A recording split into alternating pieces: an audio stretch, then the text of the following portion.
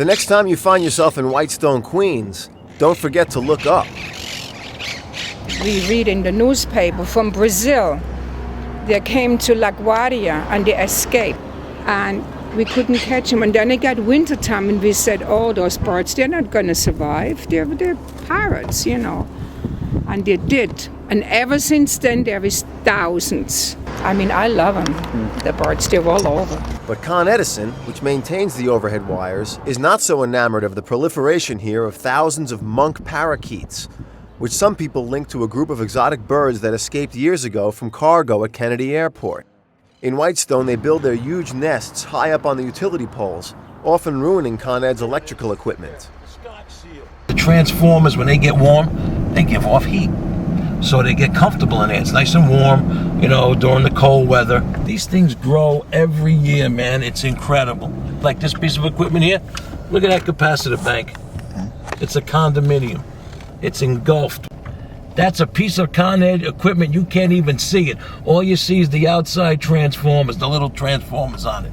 Everything else is smothered by the nest. It's not the bird itself. It's when they build the nest around the equipment, okay? Then the nest gets wet and tracks cross phase or it tracks to ground, it explodes. That man up there, Jerry Goodwin, I call him Con Ed's version of George Carlin.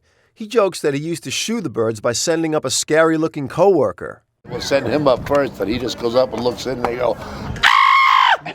And they all fly away. Last year, after the nests kept ruining this expensive device on 11th Avenue, Jerry suggested using a battery-powered owl to scare off the parakeets. So how about we get an owl, put an owl up there? Maybe they won't. So we tried the owl, and it worked. I called up the boss. He said, well, let's go for it. He went out and laid out the money. They named the owl Hootie, and he worked like a charm, at least until his batteries died. It swivels. When you put something in front of it, like this, move your hand, it'll turn and say...